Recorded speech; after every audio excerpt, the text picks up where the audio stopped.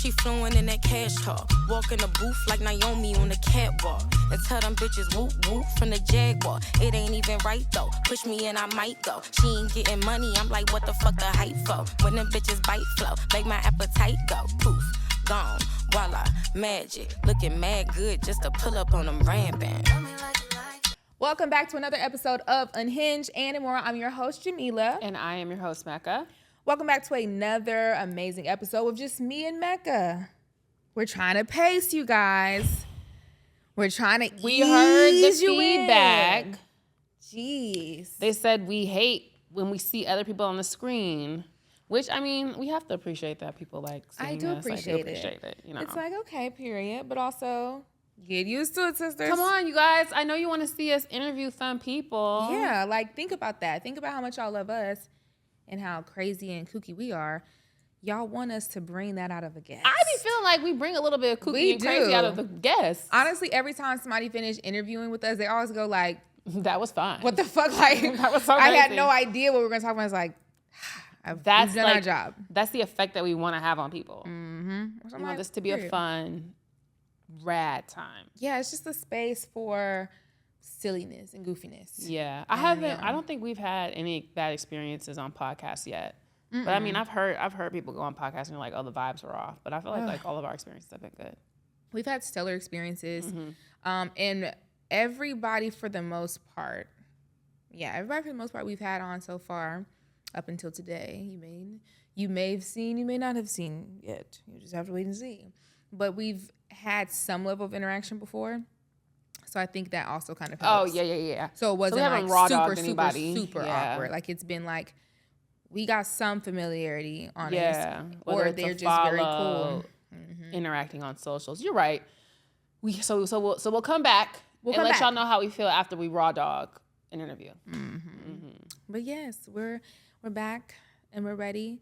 I'm wondering, like, what's gonna be the vibe now? Like, since we were on camera or we were virtual, I feel like we got so used to staring at our cameras. And now it's like, I feel like the last episode we recorded, I don't even think I looked at the camera one time. I think I was like this the whole time. Every now and then I'm going to get, one thing about me, I'm going to give Cam. You know, she's good at a good camera moment. I'm going to look at, but even when we were recording on virtually, I was always looking at your camera. So I do have to learn that. I have to learn the camera angles. Wonderful. Anyways, let's get to our topic of the day. This is a really fun topic. Be a spin-off topic. Because this tiny ass chair. This chair is, we're going to have to get I'm not even lying to y'all. This is not, Jamila, look at me. I'm spilling out the chair. Okay. And this is why I can't trust the whole airline situation, because I'm 165 on a good day, 70 on a bad day, but 100-some pounds. Why can't? They said no biggies on the plane. Fat ass Which bitch. is crazy, because the funny part about people also agreeing that they don't want biggies on the plane is like, you don't want a bigger seat though? Your little ass don't want. I want a bigger seat. So honestly, it's like, why would you not? It doesn't hurt you. It actually helps everybody if we get bigger seats. Ridiculous. But the construction of this chair, it looks really cool. I feel like it's meant for very thin people, because it's not the chair itself. It's the one way of those aesthetic chairs. I was gonna say it's the way it curves up. It's taking my body in and making it spill on each other. Yeah, we'll figure it out. It's very much, you can't open your legs. Oh, absolutely not. Yeah, it's giving like, keep them legs close. Keep your legs close to Mary May. You gotta prop your ass up on the side of the chair and give it a little hip. I feel better. But you're gonna have to switch after a moment, because it's gonna be a lot of pressure on that hip. Yeah, it's okay. But you know, you see that ass spilling out of the chair. It's okay. It's okay. All right. To our topic. Sorry. This topic can go so many different ways, so I'm very intrigued to hear your thoughts. I'm very intrigued to hear y'all's thoughts. So make sure y'all are in the comments, typing your thoughts away and yelling at us if you agree, disagree, or whatever. Give it to us. So, step friends or friend-in-laws. Yeah. We saw separate TikToks on the topic, but the idea of your friends' friends. Yeah, the TikTok I saw was literally just them giving the name. They were like, "Oh, I call my friends' friends step friends," and I was like, "I love that name. That's so funny."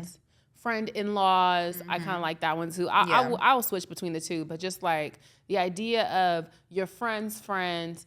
Are they your friends? Can they become your friends? As we age, how the dynamic between like step friends look? It's a bunch of different things that we can get into. I think that we should start with the topic. The video that made me think of this was I saw a lady on TikTok who fell out with her best friend. She was a bridesmaid in her best friend's wedding. She was the only black girl in the wedding. I think that's important here. The friends were all white, but she did it. They fell out over a step friend. Never be the only black. And I want to say, sister, I can't even, I want to get into the idea of step friends with you, but you got some other shit going on. Yes. But it do be like that. You will fuck around and can lose your friend sometime over your friend's friend, over your step friend. Has that ever happened to you? No. I don't think it's happened to me either. I've had step friends that I didn't really care for. Yes, so I don't same. really deal with them. I let that be my friend's friend. Yes. Like when I say step friend for me, I feel like these are people who it's like, I like you. Like, and when I see you at my friend's functions, we're gonna get up. We're gonna chat, we're gonna do the thing. You're my step friend. Like Do you have step friends' numbers? I think I do because we're big on group chats, and I've taken. So you're in group chats. I take friends. trips. Okay. Group trips. So I have when we were talking about the topic, I said I actually have a lot of step friends because I have like your friends, Sabrina's friends, Shantae's friends. Like I just have a lot. Like I'm a friendly lady, and I be meeting people. I have Kusi's friends from back home who know me. Like. And when we were doing a lot of traveling, Sabrina and I together with her friend group, actually I take that back. I do have step friends numbers because what happened was we've done multiple trips together. So group chats are created, numbers are saved. Then you kind of kindle friendship with these people. Even if it's like a very laxed, like casual friendship, it's like, oh, happy birthday text.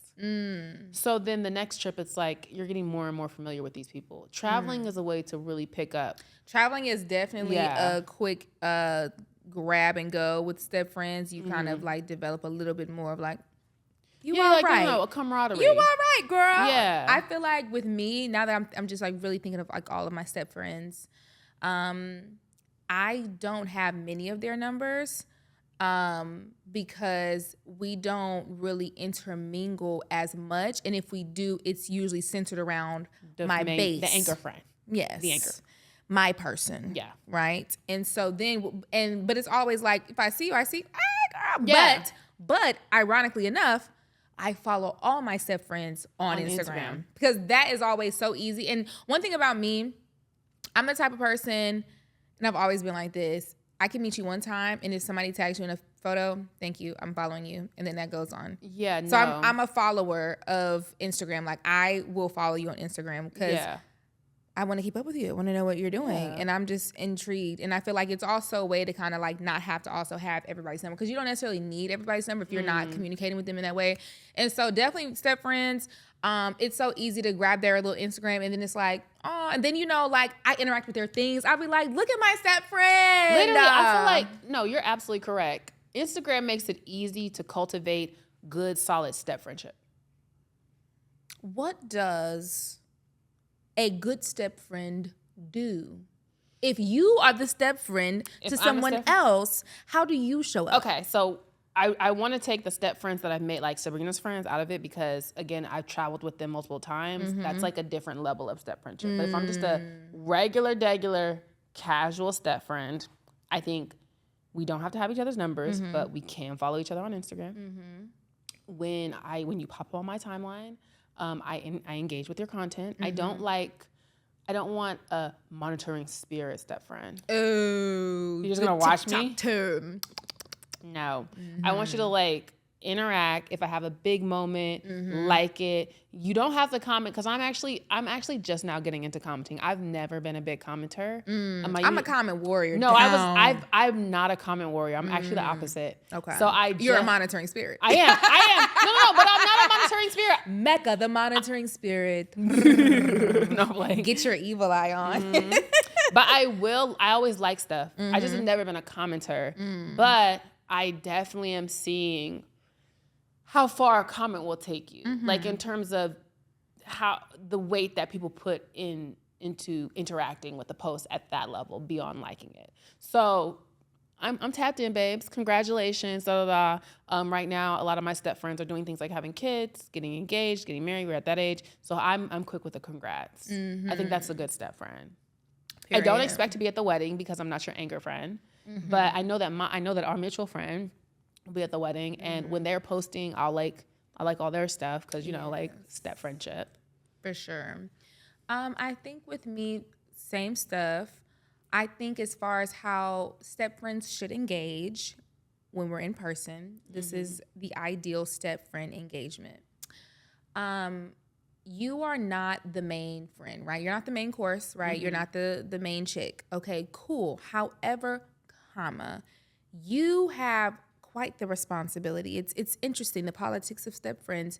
You have to be so happy to see that anchor friend, because if not, it can instantly get weird. Because what's wrong with your friend? Why your friend being weird? You as a step friend have to come in, hey, girl, This is like the first meetup with the first time you're meeting a step friend. Generally, every time. Really? I feel like to where there can't be any confusion. I'm just seeing what works within my peoples. And every time my anchor friends get around my other friends, which would be their step friends, or anytime I get around my step friends, I try to make sure they know it's good around here. Everybody's cool. Good. I love everybody. Yeah. You know what I mean? Like, hey, I try to make sure there's a good energy transfer. Because I would never want to go into a space where me and my anchor homegirl or homeboy, and then their others, their steps, my steps, right? And I come in and I, address my anchors, and then I leave my steps hanging. That's a no-no, I fear. That's a no-no. You do not leave the step friends hanging. If you don't fuck with the steps. Exactly. And that's a clear, fuck you bitches. Right. If it's just I haven't seen y'all, how y'all doing? Even if you're not trying to be that much in their face, just acknowledgement. You have to acknowledge, because if you don't acknowledge, you wrong. Yeah, you know what else also I hate doing is doing commingling situations when I'm beefed up with the anchor or we're not on good terms. Oh, you see what I'm saying? Not on good terms. But let's say we got into a tiff, and then a birthday comes up. And now it's am I going to miss your birthday because we got into an argument? And so here's the anchor has talked about you to the other friends. So I've definitely had a situation. I don't want to get too deep in it, but if you know, you know. But I fell out with an anchor. Ironically, all of my other anchors were friends with the anchor. So it wasn't this is Inception. Yes. So you had an anchor. So imagine an anchor group. You're a friend group. A friend group. Oh, I know what you're talking about. Solid group. I feel like we need to clarify this. Jamila's in a friend group, a very solid friend group. So nobody in the group are sides. No one's in sides. These are all mains, groups. This is a meal that you're getting. Yes, a full course meal, Thanksgiving plate. Right. Okay. I fell out with another anchor. So right? Now we're fractured. However, the relationship amongst everyone else maintained. Yes. So I had to continuously be around someone who I'm not necessarily cool with at all. Yeah. And it is awkward. It is uncomfortable. But one thing I was very, very conscious of, and I don't even know if my friends are aware of this because it was nothing I really spoke on. It was just something within myself. Yeah. I was always very conscious that I did not want to disturb my spirit being around in the group. Even though sometimes it could shake, it could waver, because I'm very emotional in real life. I'm very emotional. I'm very emotionally affected by things.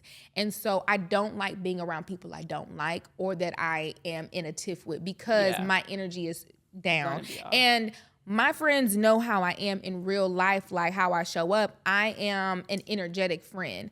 So being around me and I'm not energetic and I'm not in my zone, it can instantly change. Okay, now everything fucked up. So I would be very, very conscious whenever there were these gatherings and things of birthdays, whatever. Because if it wasn't a birthday, I probably would avoid, or like these big parties or whatever, right? If it was those type of things, I would make sure that I put my best foot forward, and I would try to be very happy, go lucky, and nice to every single other person, even though I know that there was another person there that I was not trying to be around. Because I did not want to cause other people to have to pick sides. To pick sides, even though I did want people to pick sides.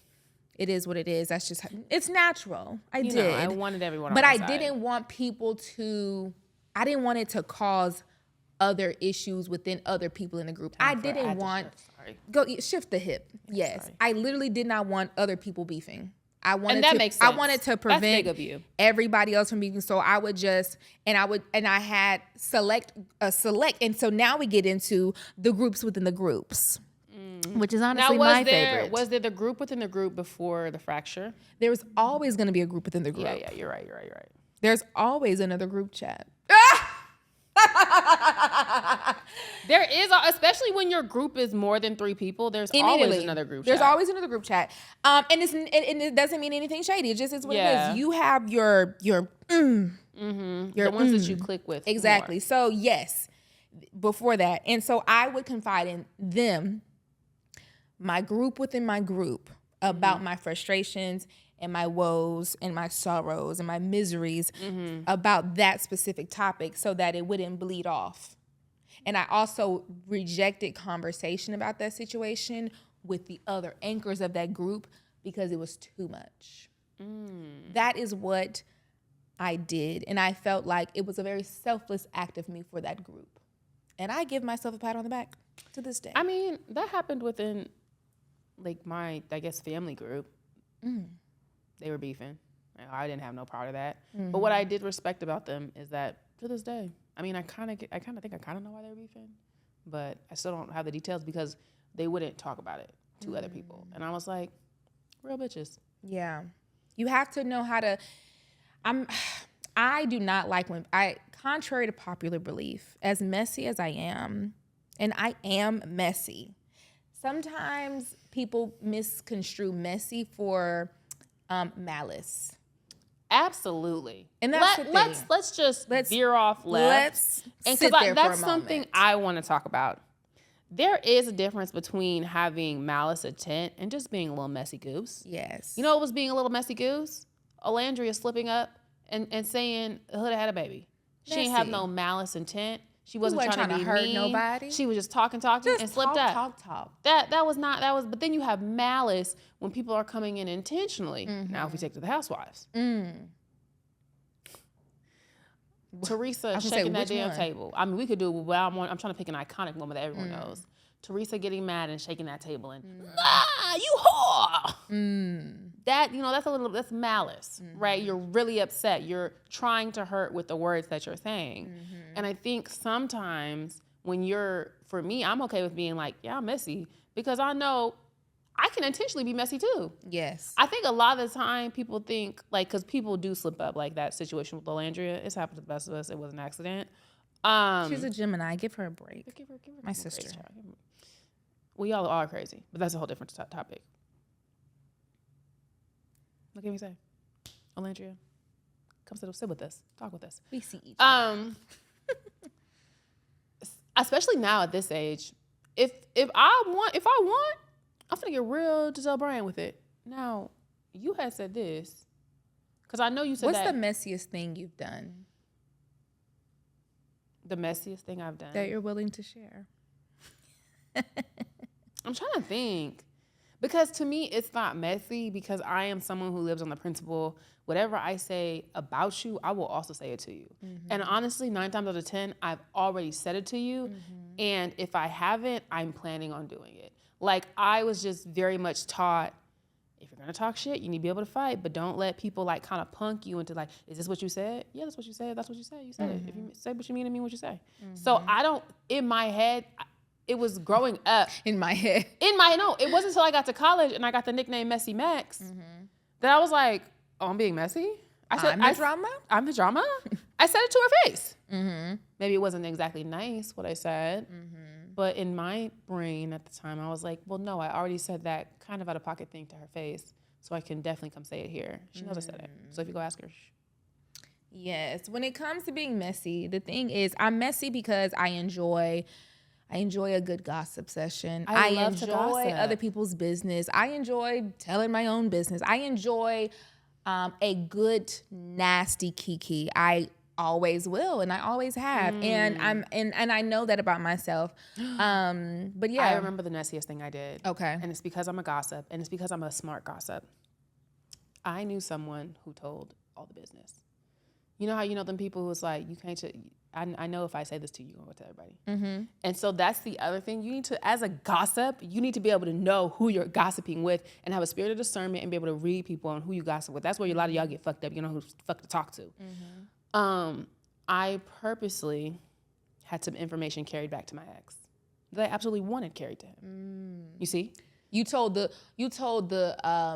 town gossiper some information so that they could travel, so that you can start running amok. And the thing about telephone, you know it's gonna get switched up and they're gonna add dubs on it. I knew what I was doing. That's what I wanted. So when it comes back to me, who told you that?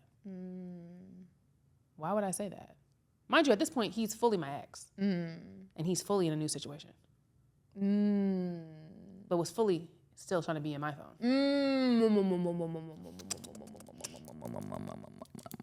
And see, since I don't believe in coming as a woman, I feel like that's lame. I'm sorry. This is a more effective manner to me. Just throw a dart. Bing! I'll get you somewhere. Listen, you're gonna find out, babes. I wasn't gonna hit that girl's line, but I absolutely was gonna make her know that her man was still in my phone. Especially considering how bad her man hurt my feelings. You know? Yeah. I'm gonna make you pay for what he did to me. Sorry, sister. Damn. I have since not changed.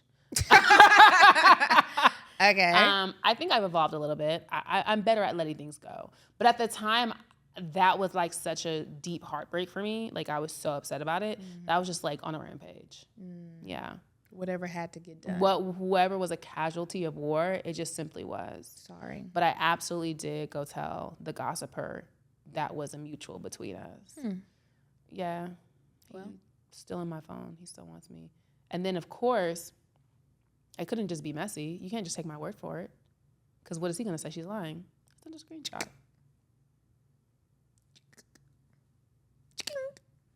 Gotcha. Now the screenshot's going around. You told everyone you weren't fucking with me. You know, sometimes you got to know how to gossip for good. You got to know how to use your powers. Yes, I will. Let me tell you one of the messiest things. I have a few things, but let me tell you about one of the messiest. And to this day, I'm proud.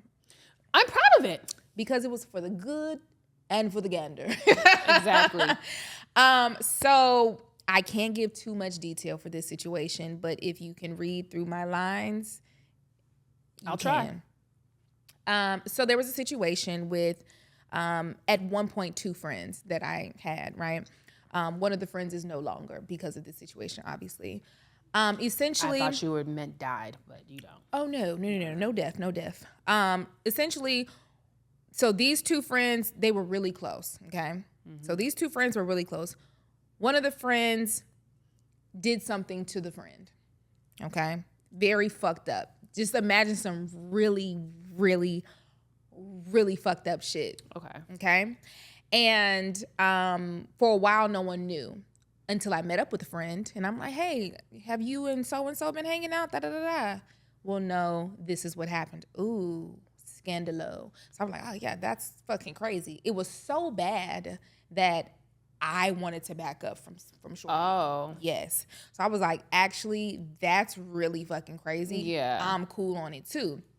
Didn't address it. I didn't address it. You just silently backed up. Silently stepped as one does. Back, right? Some time goes on. This person posts on Instagram something very messy about that situation, and I thought it was very tacky. There was a lot of things in play. And I said, you should probably take that down. Take that down. I don't care. So take that shit down. That's lame as fuck. We got in a back and forth. It was taken down though, so that's like the fuck I said. Yeah. Some time goes, people wanted to get involved. Now we're getting outside. Now we're getting outside. Okay. People who wanted to get involved and decided, I want you all to figure this out so y'all could be better. I said, no, I actually don't care. They essentially wanted us to have a conversation to really figure it out. And I was like, fine. We have a conversation. And I recorded the entire conversation. Why did I record the entire conversation? You must be smart with your mess. Because I know people so well. Mm-hmm. And I know the type of person that lady was. She's a liar. No one knew I recorded that conversation until a year and a half later. Because after that, things kind of died down. A year and a half later, for whatever reason, this thing comes back up. And this person... Why does it keep coming back up? Questions we all want to know. This person essentially insinuates that I'm a liar. Something you should never do to a Gemini. Have we not learned anything from Kendrick? Please do not try me. Insinuated that I am a liar and all of these things to several people. Without me saying anything more than... hold that thought. Drop said recording. And the good juicy part about this is I only took the snippet that I needed from that recording. That was about an hour long. I only needed those 30, 40 seconds. I knew exactly. I said, huh? Sent the portion that I needed and handled it the way that I needed to handle. I haven't heard about it since. Thank you. What the Aretha Franklin is? There's nothing to say. There's nothing to say. Yeah. So that was that. And yeah. How would you handle... Okay, so like with this person, you're obviously not having to see them. But how do Actually, I did. Oh. Yeah. How'd that go? One thing about me, I don't change my maneuvers, my routine, my lifestyle up because I'm beefing with a bitch. Yeah. I'm still going to come. I'm going to go wherever because, no shade, I'm good wherever I go. I'm good in every hood. I'm good on every single I go. MLK Boulevard, and that's what y'all need to know. And if I'm not, I do got folks I can call. And that's that on that. How you doing? Oh, Wendy. my OG. That We is miss my you. OG. So, yeah. Okay, so how would you handle if you had to be in like real close proximity? Like this person was a real step friend of one of your anchors. How do you handle that? Well, I was in a situation where I was actually Oh, you beefed did say up. that. Yeah. A whole different situation. You were there actually for this, where we almost got into a whole physical altercation. Yes. You know what's And that crazy? was the first time there were 3 other points where we almost had got into an actual physical altercation. I've told this story several times on TikTok. And yeah, it was crazy because that side friend, what we call him, step friend, was barely that. He was barely a step friend. You know what I'm saying? And the thing with me is, unfortunately, I cannot fake it. I cannot fake the funk. Everything reads with me.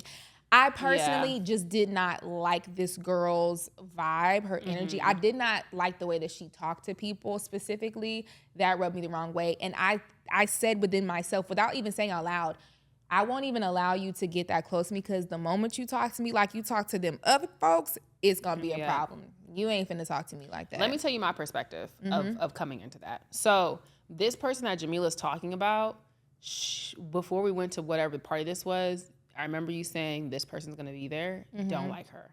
Hate her. If I remember correctly, she had like a certain type of voice. So, or you like, you had given descriptors so that I would know who she was when we got to the party. Cool. We were in a circle. And y'all know I don't even live like that no more. That's how you know this was a long time ago. This was like 2017. This was a long time ago. Possibly 2017. I also passed out at this party. So much happened, y'all. But before I passed out, head hit the wall. we were in a circle, and she came up and tried to press Jamila.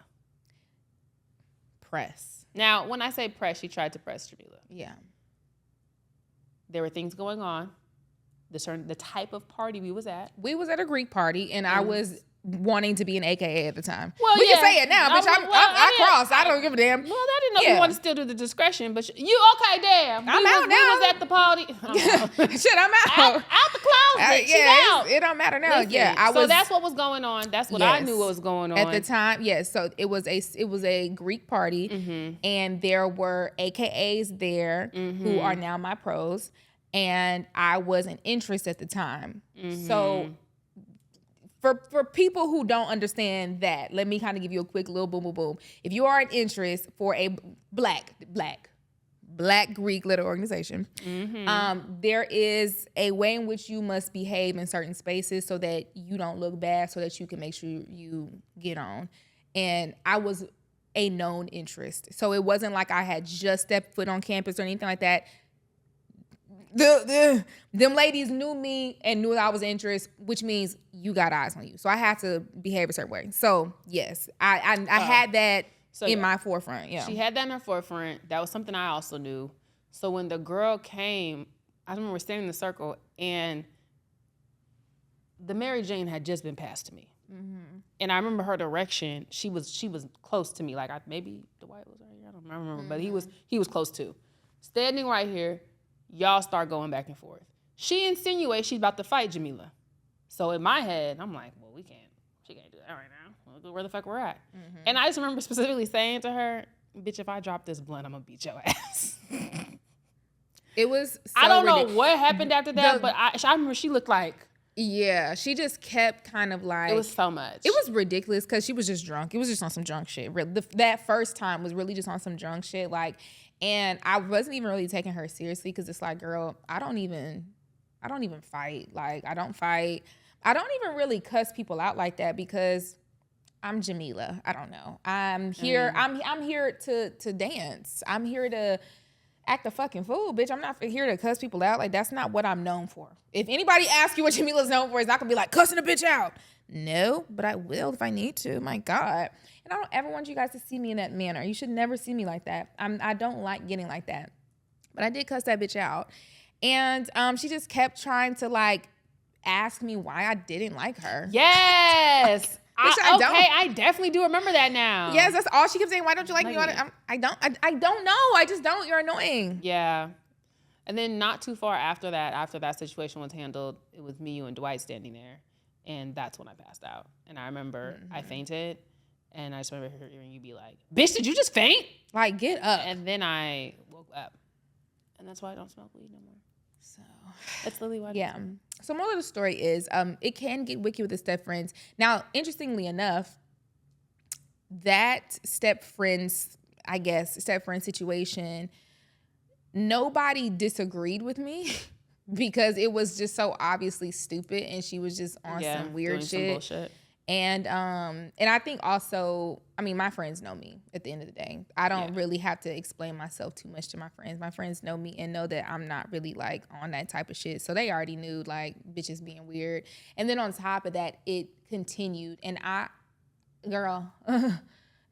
some point you have to let it go. Yeah. And so the fact that it kept continuing and she kept trying to like recruit bitches to hate me or whatever. I'm like, bitches that I don't even know. It was just like, I don't care enough. Yeah. And so it's interesting because I don't even think she's friends with anybody else anymore from her original. So it's like, well. That worked out. Worked out lovely for you. I was never going anywhere. If I don't like step friends, I don't have too many step friends I don't like because when I've came across step friends who I didn't like, I don't go around them. Yeah. And I think it's one of the things like, especially the older you get, it's much easier to relay that and be not judged. I feel like when we're in our early 20s, when we're teenagers, why don't you like my friend? Why don't you like my friend? Da, da, da. But like post 25, there's like an understanding that people are different. Not everybody vibes and meshes. And people are like the anchor friends are also more aware of what friends to bring in. We've talked about this openly before.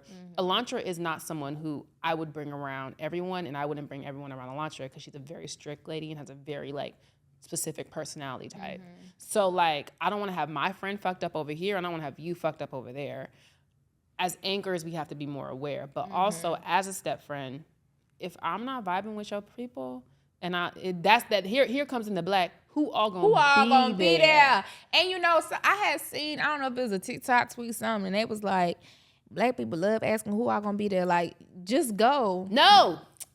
See, and the thing is, one thing about me, for the most part, I'm gonna go regardless. I just need to be prepared. Yeah, that's fair. I have to be prepared to know what I'm walking into, because my energy it just will radiate. And if I'm at least prepared, I can know, okay, you already know this bitch gonna be there. Go ahead and get you some deep breaths. Yeah. Or versus like, okay, like I can just walk in freely, because there's nothing that shakes me up like going into a space that I feel like it's just gonna be all my people, and then somebody walks in and I cannot fucking stand. My stomach drops.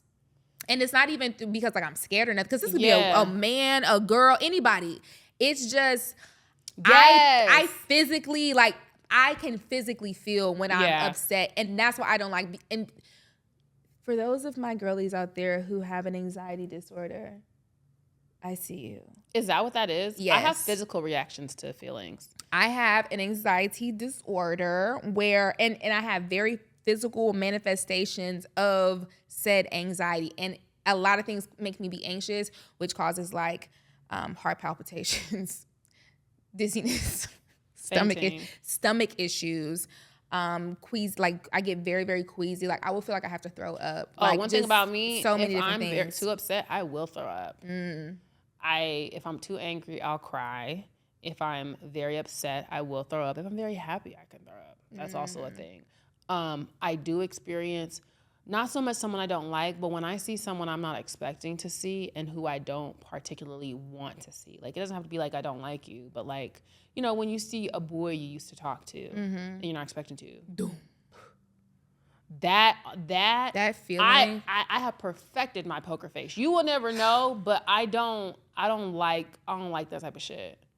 I will ignore the fuck out of nigga. Please don't. We gonna keep it player, but like, if I'm not expecting to see you there, the stomach drop is so real, y'all. I'd be like, I came here to get on niggas tonight. And it's such a quick moment, like a feeling. It's not like it's lasting, but it's just a millisecond of like, I didn't want to feel. It's just so, I don't know, maybe the millisecond's so intense that you don't like to feel it.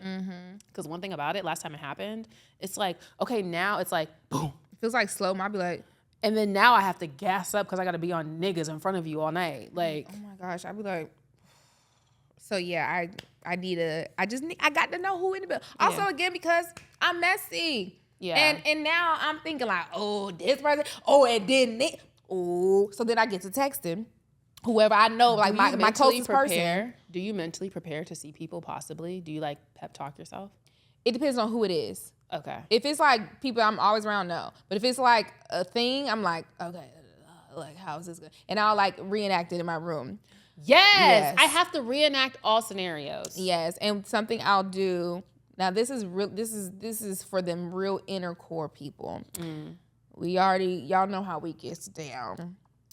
If there is going to be an event, a mass event. When I say a mass event, I mean an event where it brings a lot of people we know together, where there can be so many different interminglings and different things, especially like, oh, you know, them and them ain't seen each other in a while since so and so, or you know this. We prepare for our debrief before. We literally do a pre-meeting for said events, and we talk about what do we think is gonna happen, and we amp it the fuck up. Then we enjoy the event, and while we're at the event, we... I don't mind saying this because I feel like I've talked about it. This recently happened at my grandmother's funeral. Okay. So I have a cousin who doesn't like me, don't like her, and it's always been that way. It's one of them situations where we just never gelled, even as children, just never gelled. Blew up in adulthood and told me the next time she sees me, she's gonna beat my ass. Well, when are you all gonna see me? Mind you, this was in 2017. This was a long time ago. We don't hang out. We're not the same type of bitch. We don't have the same type of struggle. So we weren't, that this would be the only event that she would have seen me at. And it was correct.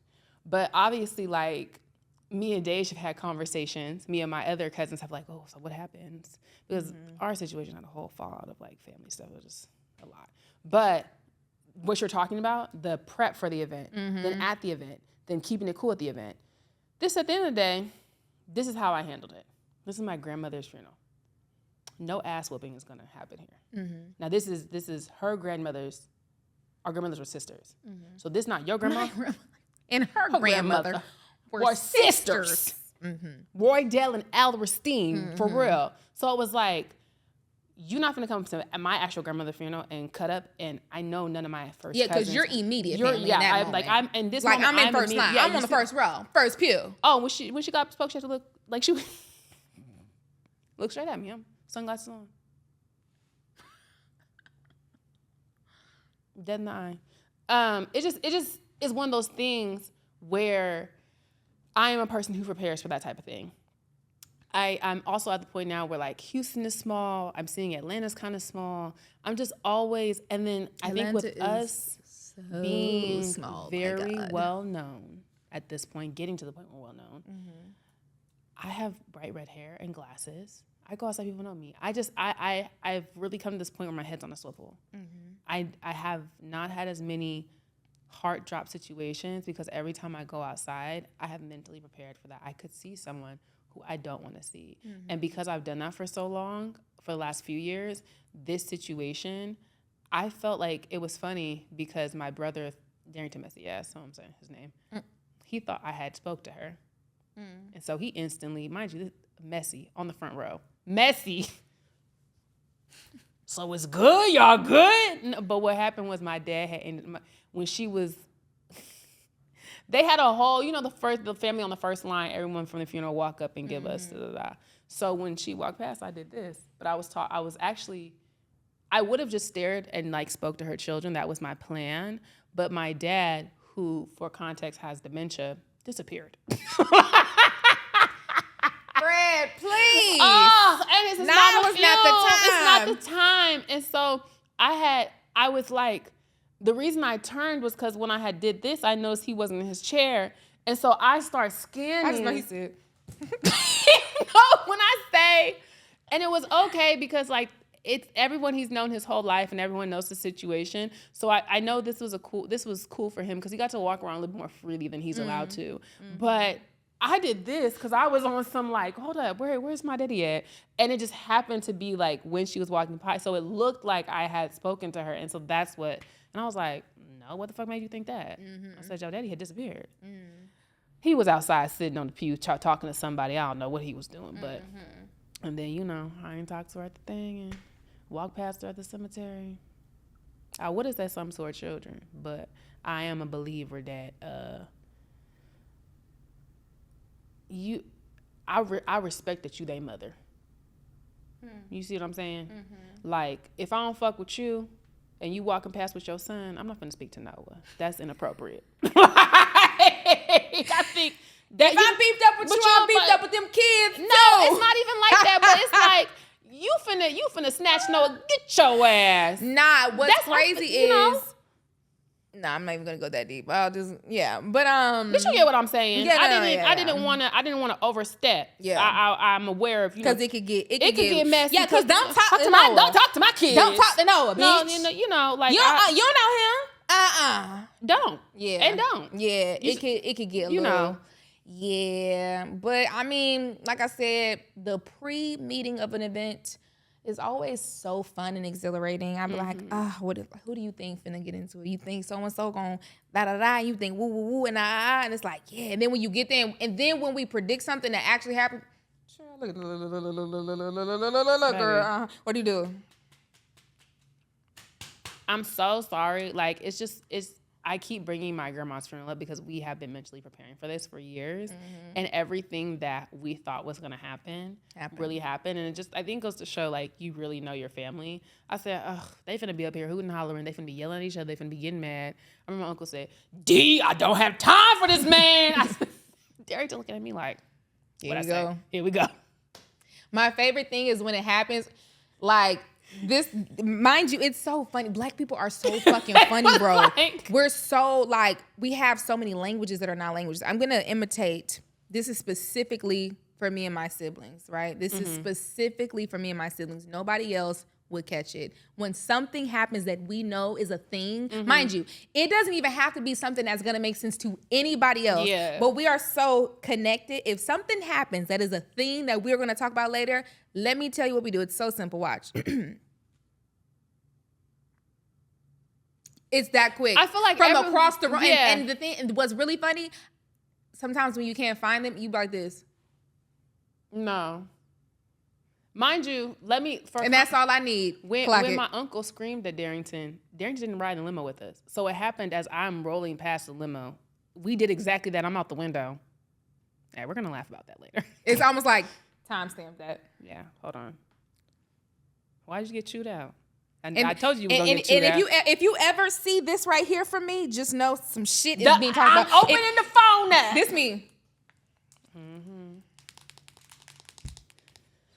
Oh, I love being I'm black. I'm good for if I see my sister or my brother not checking their phone. Yeah. Check that phone. They know we got cues for everything. We hit them with and then when something becomes an inside joke for something greater, I got to tell you something else that happened. But it's just like, this is now going to mean something else. This is now inundated into our culture. Our language. Thank you. I needed this moment, unfortunately, to happen so that I can now use this for that and continue on. We have so many of those moments, and I need them. I need them into me because it's like, those are the moments that keep me alive. Like, yes. Now we're all step friends and we're going into siblings, and specifically like black siblinghood. It's like the way having to watch and deal with my dad and his siblings, and them being in their 60s and 70s. It's like this never really changes. Y'all still just gonna cuss and fuss and y'all be old as hell. My family, family, especially of that certain age, family does not. They don't change. They might evolve, but it's gonna be the same thing.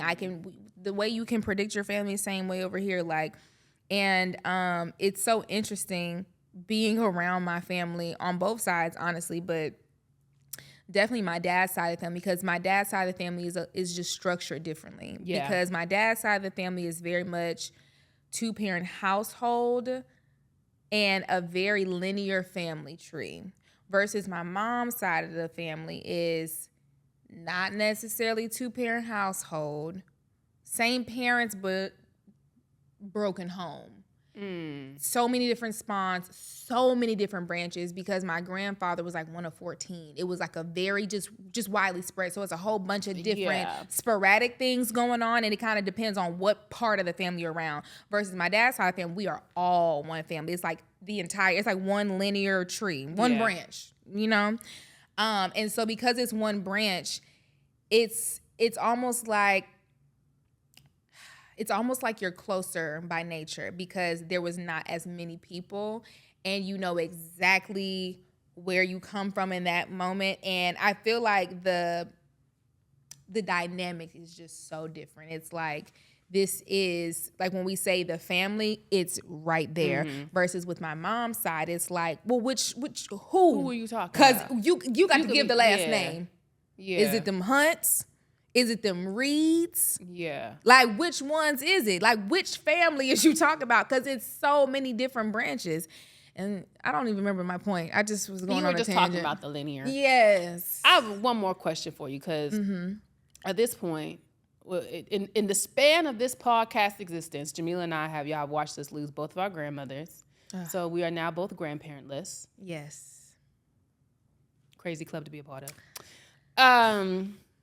And what I was talking to my cousins about this past time, we sat there and wrote this whole family tree out, because my grandma was like one of 10, 11. Then she herself had 9, 10 kids. So like when I think of like what you're talking about, like the line of the family, I'm actually talking about my grandmother's, like a group of her kids, not even all of her kids, because I had I was meeting my dad's oldest brother's children at the funeral, but I didn't know them because my dad is born in 1950 and Willie was born in 1946 or something like that. So it's like they're so much older than me.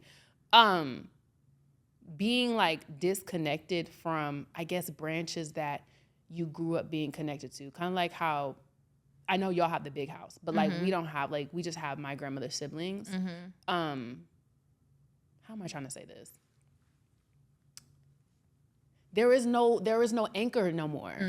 There's no reason for me to really be talking to my grandmother's sisters, great-grandchildren. There is no motivation there because it's actually so much difference and so much space and time. And the only reason that we were coming together was because of her and them. And then as my dad, like, my dad's generation, they're all first cousins, but even them, they're in their 70s now. They're in their mid-70s going into 80s. So it's like, we're just talking about this generational divide. And it's really crazy to think about. It is very crazy. And it's something that we knew was going to happen because we knew, and it's on both sides of my family. So with my mom's side of the family, my grandmother was absolutely the matriarch of the family, specifically because she was the oldest sibling from her bunch. Yeah. And her sisters, and her brothers, but she had more sisters, they were all way younger than her. So she was almost their mother. Like, she operated as their mother more so than an older sister,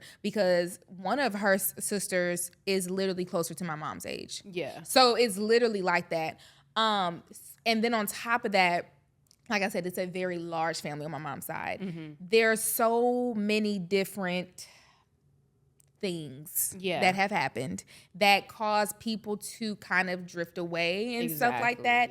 And we knew that my grandmother passing on that side was going to drastically change how people interacted with each other because there's no centralized like point of connection. She was our central point of connection in that way.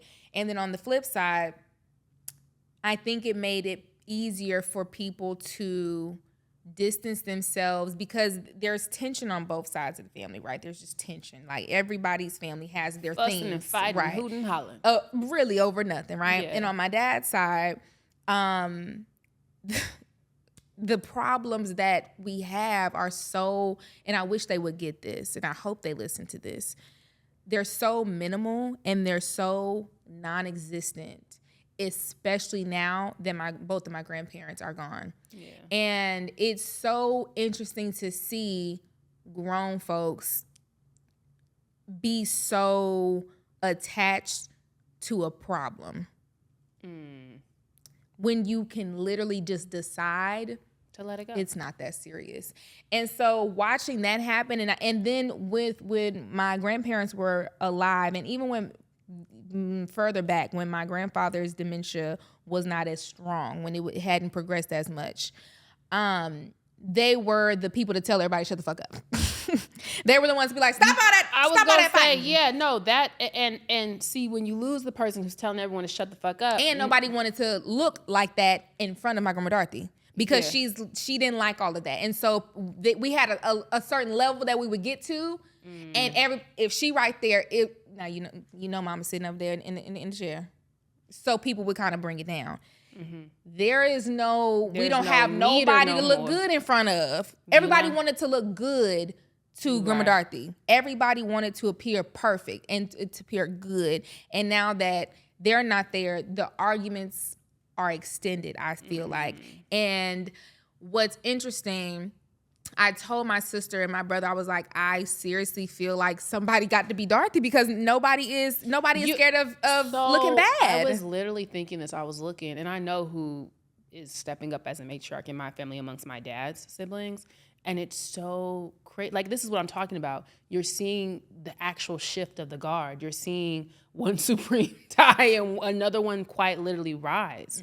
And it's insane to see in real time because you're like, wow, we've kind of been watching you like take on the role, but now that like she's actually transitioned, like, this is you.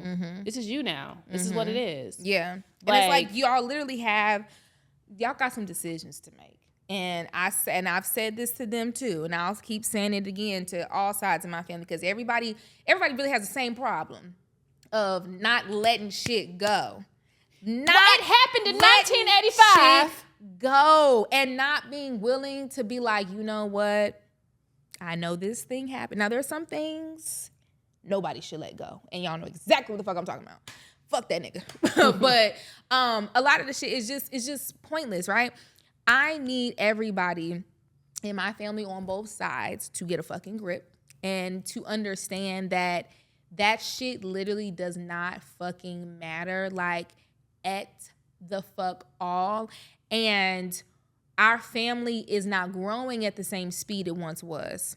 And that's something that I noticed too that's important, because while our elders were growing up and our parents were kind of stepping into adulthood, they're having babies and growing their family, we are growing at now a slower pace because that's just the times. So as we do have a lot of people leaving us, we don't have a lot of people replacing them. So it's like your family is disappearing in front of your eyes. And so before you know it, you're not going to have no more family left. And are you going to be okay with that? Are you making peace with the people that leave you? Ask yourself that if one of your family members leave today, have you made peace with that? Something I always say, like, even though like it is tearing me up that I don't have these people, I have no guilt in my heart. Yeah. Can you say the same thing? How did you walk and carry it? To your point about family disappearing, I think like with my mom's side of the family, everyone is in Kenya. Mm-hmm. Like my mom is the only one who's in America. So I actually have a good balance of seeing both, like when you have a very large family and then it's really just you over here.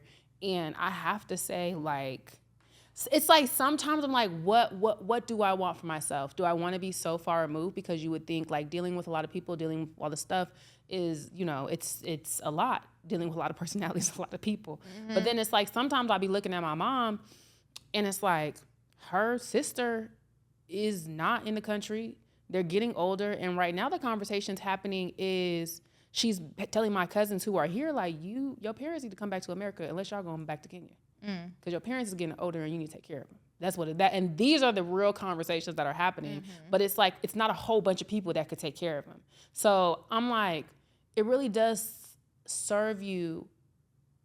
Community is what it is at the end of the day. That's what I'm going to say.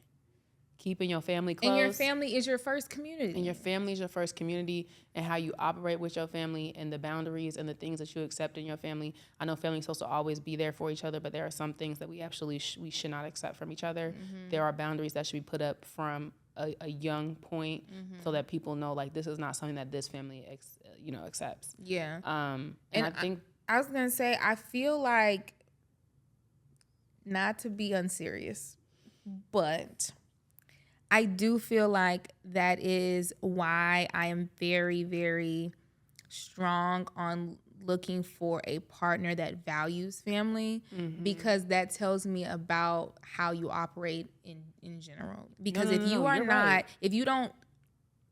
don't have the idea that you want to preserve family and preserve community, we're never going to be compatible. We're not. Because as fucked up as my family may be on both sides, and having all their things, I have not continents over here. Right. I have not decided to now remove myself from my family. I'm not saying fuck my family. Like, I'm not there. And it has gotten definitely to a point where I've had to take space and take moments and have boundaries for my family.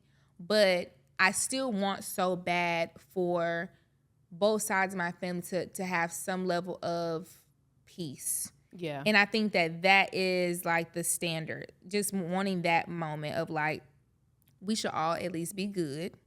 And I take that throughout. Same thing with my friends. I don't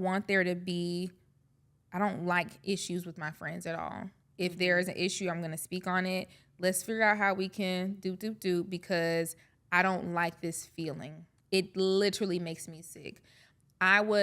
Me and one of my best friends were in a situation like a year and a half ago. I kid you not, could not sleep, could not eat while that time we were not speaking. Could not. I said, bitch, enough. I can't do this. I don't like confrontation. I do not like tension.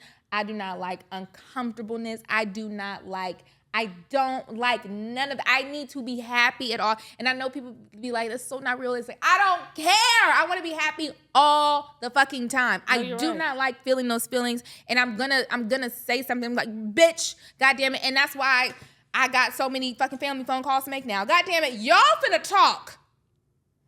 Y'all are finna talk. Well, Y'all is finna talk and fix this shit. All my talking last week, so. I feel like Janet Jackson and why fix it! Fix it! On this land! Damn it! I'm sick of y'all. Shit. Fuck. Y'all already not having we not having babies. I did my part. Baby. I did my part. That's all I got for y'all. I can't have much more.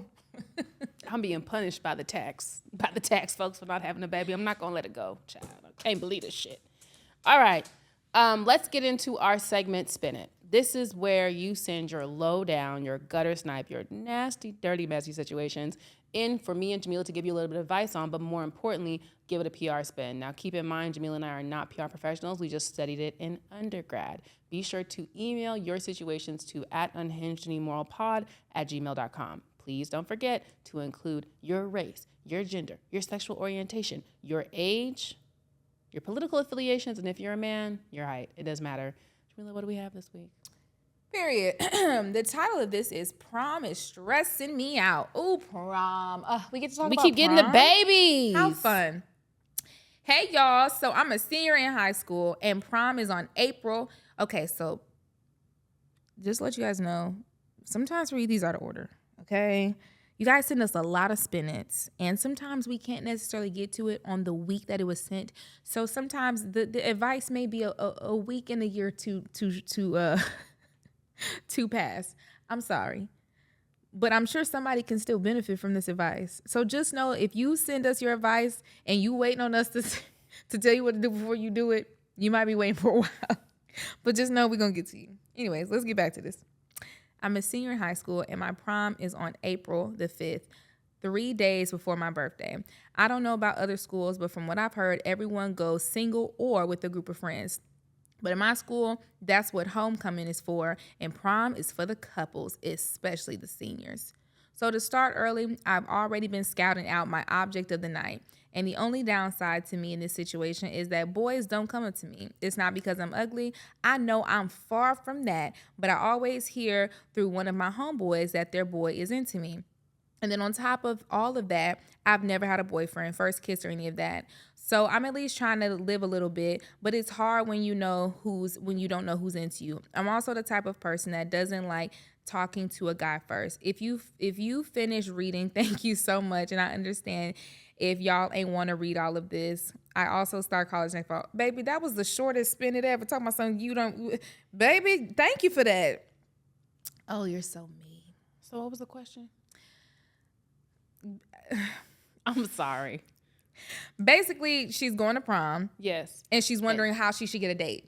Oh, okay. That's what I was trying to follow. She doesn't really date a lot. Prom is usually for the the dates. She doesn't want to she doesn't want to go with a friend or a group because that's like she says that's homecoming shit. She want to go with a boo thing for her senior homecoming because that's what the babies is doing. I went to prom with my cousin, so. Listen, when I tell you I so identify with you on every level, this was me in high school. Mm-hmm. I did not get approached in high school. I did not date in high school. I did not talk to no boys in high school. Nobody was trying to talk to me. I was trying to talk to every damn body. I was hot in the pants. I wanted somebody to like me, but it just was not happening. Mm-hmm. I did not think I was ugly, but I also knew I've always had self-awareness. I knew that I appeared very, very young because I wore my hair very curly. I had a lot of acne. I dressed a little crazy, but I still thought it was so chic and fab. But I was just my own individual. I was in chorus. I was doing skits. I was kind of a little oddball. I was fighting the power, bitch. I was not the choice. I was not the prime pick. And a little bit of me made peace with it, but a little bit of me was like, I want a kiss. When is it my turn? When is somebody going to finger me in the movie theater? That wasn't happening. That actually did happen. Did I tell you I accidentally dry snitched on a girl in my church? Oh, God, of course you did. Messy Mecca. So, yeah, I get all of your things, right? Here's what I will say. I will tell you my prom experience, and then I will tell you what I think you should, do. I went to prom with my best friend, Dwight. We're still best friends to this day. We was both single and ain't have no goddamn body. And what the fuck was we gonna do? We went to prom together. Interestingly enough, though, I did have a boyfriend during prom. he had graduated a year before. So I kind of wanted to go to prom with him, but I also had wanted to go with Dwight. So I was kind of like, whatever. That nigga straight up told me he was not going. He was not going to my prom. I said, okay. So it was like, whatever. I didn't even have the choice. What I will say is this. Prom was so much fun for me because I went with my best friend and I was with all of my besties. Literally we went, of course, with him, and it was like a group of us. Like, and everybody had a date. Well, everybody, I think only 2 people didn't have a date, but it was still cool. Like, we was all cool, right? Everybody had their dates, but we went there and we had a blast. I barely have evidence of prom. Because it was so much fun. You can go right now, actually, on my YouTube channel and see me getting ready for prom and like see that I did like a little prom get ready with me because I was, a YouTuber back in the day. And it went up a little bit, and it was. I sometimes I go back and watch and be like, oh, look at us, we. I say all that to say, going with a boyfriend or girlfriend in prom may not be the thing that you think it's gonna be, only because, and I hate to tell you this, baby. You're not going to be with that person forever. As a matter of fact, you're probably going to break up with them as soon as you step foot on that college campus.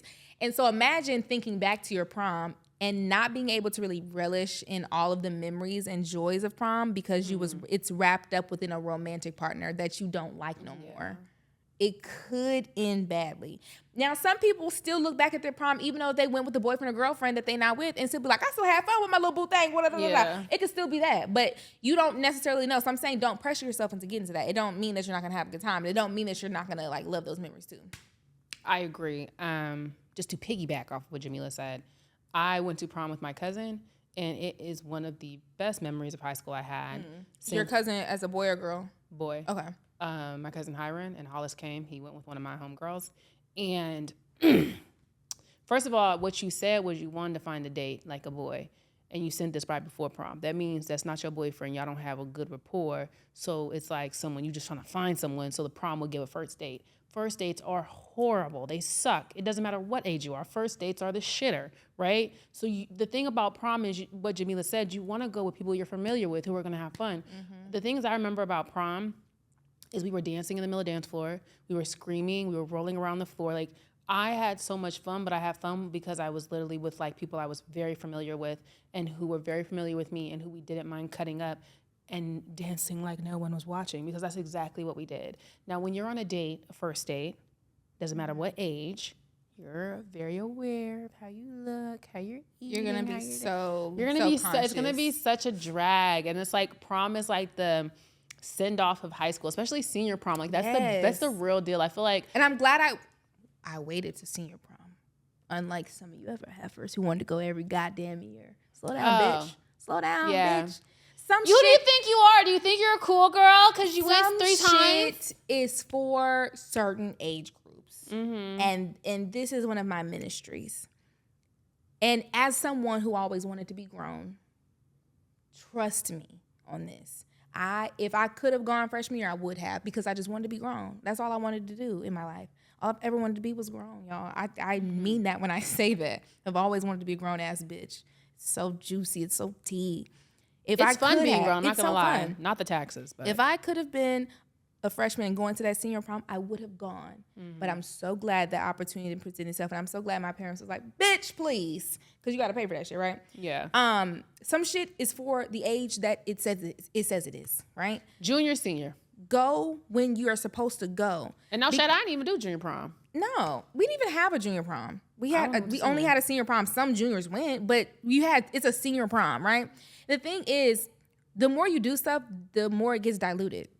Yeah. I only had one prom. I had one prom, one night only. One night only. Literally, one night only, to have the fucking time of my life with all of my friends from high school. And we would, when I tell you, that cannot be replicated. Dina's version was better. It cannot be replicated. And it really can't. That goes for so much shit too. So much. Like, no, dead ass. I went to all the homecoming dances, all the winter formals, but I only went to my senior prom. And so I'm able to really recall what senior prom was for me. I didn't care about the little things that I think you would care about on a first date. I didn't even care about little things I think that I would care about if I was with a boy that I liked, because that's a whole, I didn't care about shit, because I went with my friends, I went with my cousins, and we had, my cousin's uncle drove like, not the slow bus, but the bus for the senior citizens. So we did van. No, it was bus. We didn't have a limo.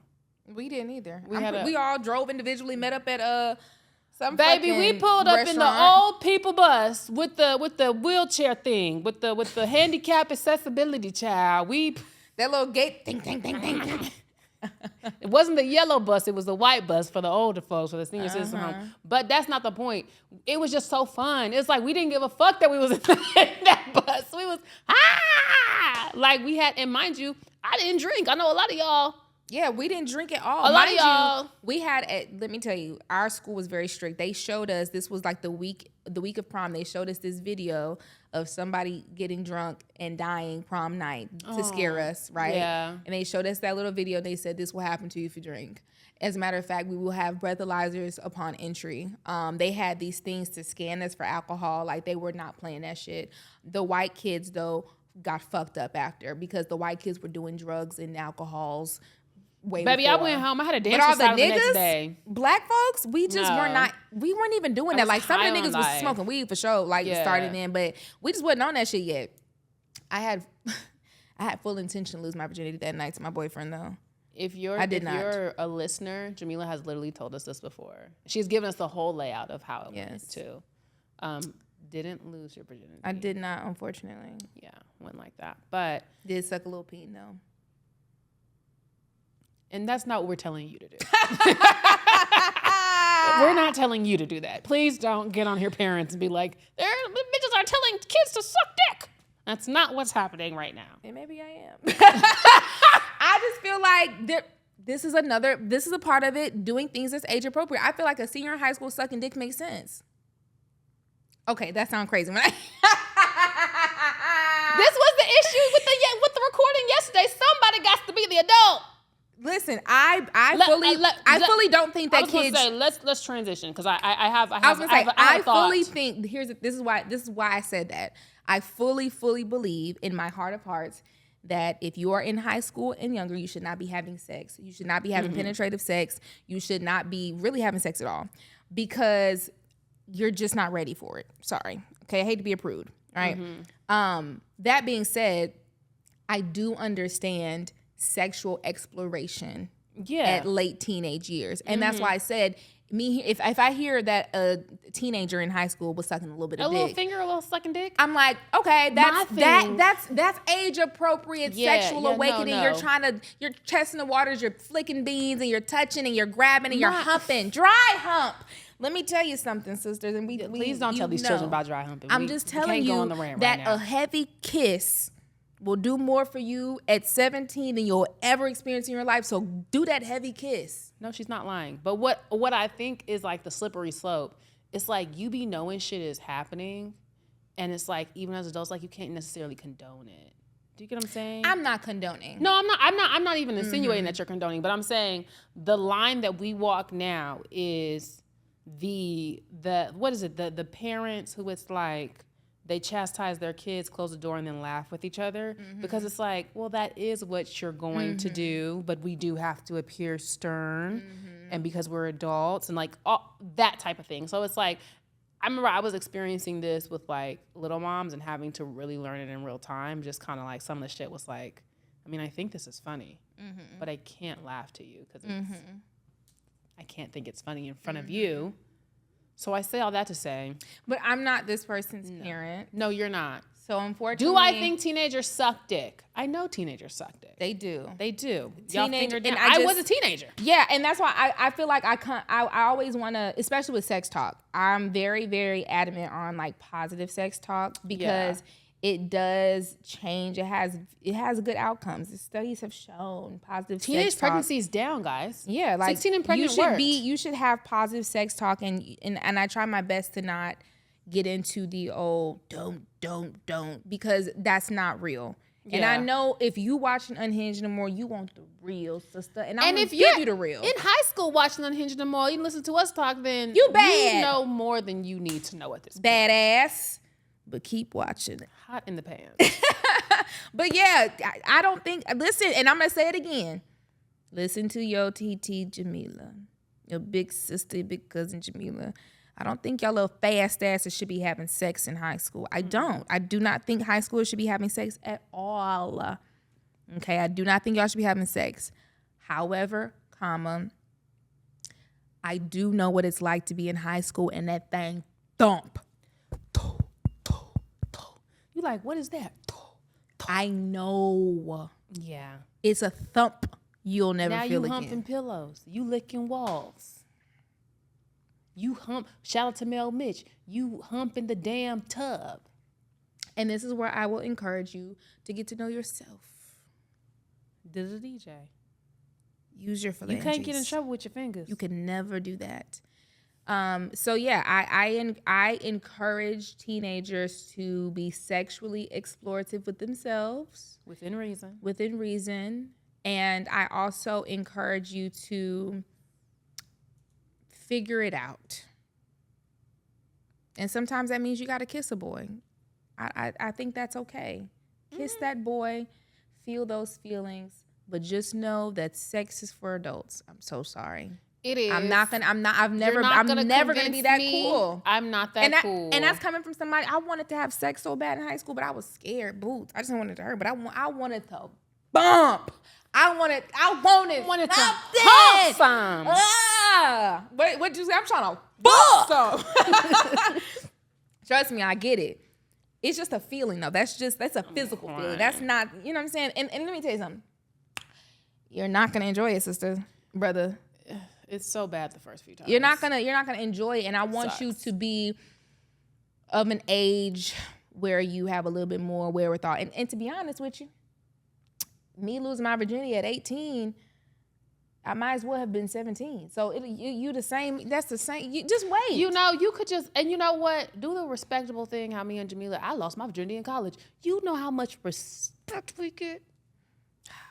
And we wasn't that much different. The mindset wasn't that much different. Mind you, like I said, I might as well have been 17. It was terrible. Freshman year, first semester, third week. I told that boy to use the same ready. condom. He said I had one. I said, okay, take it off and use it again. Fucked up in the brain, guys. We got to teach the sex ed in class. And this is why we teach positive Christians, sex teach your kids about their bodies, especially your daughters. Positive sex information is always going to be better. Stop telling your kids not to have sex and tell them about sex. Okay? Tell them all the things about sex and allow them to make those decisions on their own. I guarantee you they will make better decisions. And just because your daughter wants to use a tampon doesn't mean she's fucking. Oh, my God. Where did we get that from? Yeah, the only reason my mama let me use a tampon, dead the fuck, is because I was on the swim team. I was really just scared of using a tampon, so I didn't want to. Well, I didn't have a choice because I couldn't bleed in the. Couldn't be a fucking we didn't shark. want no pad floating and out. It's just something like who no, pad? Girl, you gonna have to figure out how to use that. Yeah, I was so deathly afraid of tampons, y'all, because I was like, that's too close to fucking. And I heard that hurt. You tell me something hurt, and I believe you. No, I believe you. And everyone said that fucking hurt your first time. I said, well, I'm not doing it. I knew it was gonna hurt. It hurt more than I thought it was. I didn't even want to get fingered. I didn't. I was so scared. No, nothing. Just kiss me on my neck. That's all I needed. If you kiss me on my neck. That's all I needed. And that's all I need today, too. Rev it up. Rev it up. Let me tell you something. Go into the spiel. I always go back to my roots when I'm with a boy. Kiss me. Just kiss my neck. That's going to get me right. Just look. Let's just kiss and cuddle. Please. I'm just kidding. Fuck me. What the Mormon girls call sealing? Yeah, let me just lay here. Yeah. Mormon bitches is freaks. Well, this has been another episode. The joys of being a woman. Oh, how I love being a woman. You know what's funny? You know how like in like the early 2000s, late 2000s, they make this joke on Family Guy all the time, but it was like a running joke in like TV and media that like the idea of a woman's orgasm is like not real because we don't quote unquote ejaculate in the same way men do. You know, like that was like a running joke across media.